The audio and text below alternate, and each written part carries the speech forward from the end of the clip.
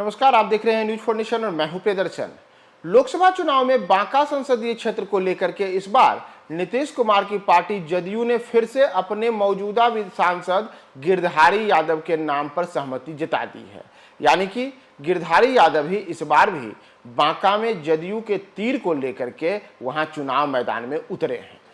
गिरधारी यादव की अगर हम बात करें कि कौन है गिरधारी यादव और नीतीश कुमार आखिर क्यों इतना ज्यादा गिरधारी यादव पर भरोसा जताते हैं, तो इसकी एक बड़ी वजह यह है कि गिरधारी यादव बांका संसदीय क्षेत्र में एक ऐसे चेहरे के तौर पर हैं जो आज से नहीं बल्कि वर्ष 1995 से ही लगातार उस इलाके में अपना दबदबा बनाए हुए हैं, राजनीतिक रूप से काफी मजबूत हैं और जो उनकी जातीय स्थिति है वह भी उनके लिए मुफीद है। यानी कि 1995 में पहली बार चुनाव जीतने वाले गिरधारी यादव तब से लेकर के अब तक बार बार अलग अलग चुनावों में अलग अलग क्षेत्रों से जीत हासिल करते रहे हैं और कभी भी कहा जाए तो पराजय उनके हिस्से नहीं आई। यानी कि एक बार फिर नीतीश कुमार ने अपने इस भरोसेमंद चेहरे को लेकर के इसीलिए बांका में दांव खेला है।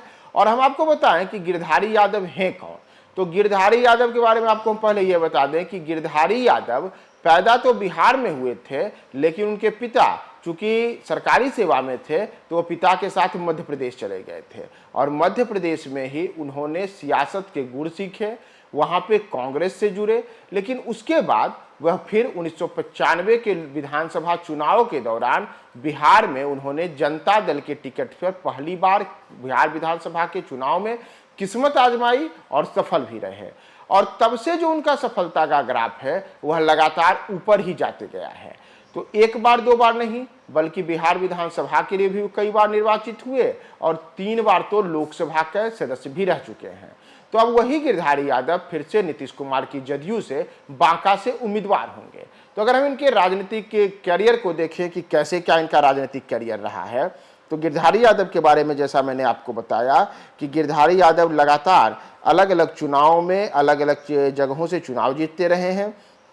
तो इनके जो राजनीति की शुरुआत रही तो गिरधारी यादव वैसे भी राजनेताओं में शामिल हैं जो कि समाजवादी बिरादरी से आते हैं। राजीव गांधी के कार्यकाल के दौरान ही भारतीय युवा कांग्रेस में रहे और उसके बाद वो पूर्व प्रधानमंत्री बीपी सिंह जी से भी जुड़े थे।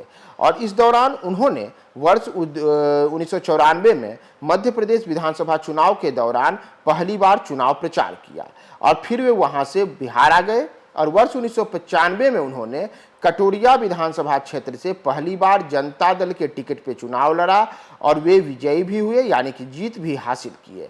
इसके बाद तो लगातार अलग अलग चुनावों में उन्होंने जीत हासिल की और वे 3 बार लोकसभा के सदस्य बने, बल्कि 4 बार उन्होंने बिहार विधानसभा के लिए भी जीत हासिल की। तो 4 बार विधायक और 3 बार सांसद रह चुके गिरधारी यादव के लिए इस बार के चुनाव में भी नीतीश कुमार की पार्टी ने उन्हें फिर से इस बार उम्मीदवार बनाया है। और पूरे के पूरे बांका इलाके में जैसा मैंने आपको बताया कि चूंकि वे विधायक भी रहे थे, तो चाहे कटोरिया हो या फिर बेलहर या फिर पूरा बांका का इलाका, तमाम जगहों पे वे अलग अलग तरीके से अपनी प्रभावशाली उपस्थिति छोड़ते रहे हैं। और इसी का नतीजा है कि इस बार नीतीश कुमार ने अपने इस भरोसेमंद चेहरे पर, जो कि अलग अलग चुनाव में 3 बार लोकसभा का चुनाव और 4 बार बिहार विधानसभा का चुनाव जीत चुके हैं, उन गिरधारी यादव को बांका से उम्मीदवार बनाया है।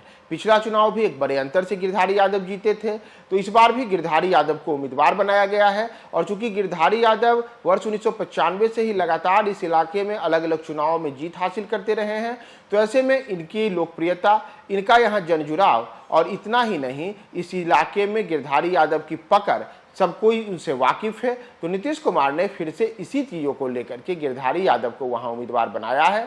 अब देखना महत्वपूर्ण होगा कि जातीय समीकरण हो या सामाजिक समीकरण, उन सब से पूरी तरीके से फिट बैठने वाले गिरधारी यादव के लिए इस बार का चुनाव किस प्रकार का परिणाम उनके लिए बांका में देता है।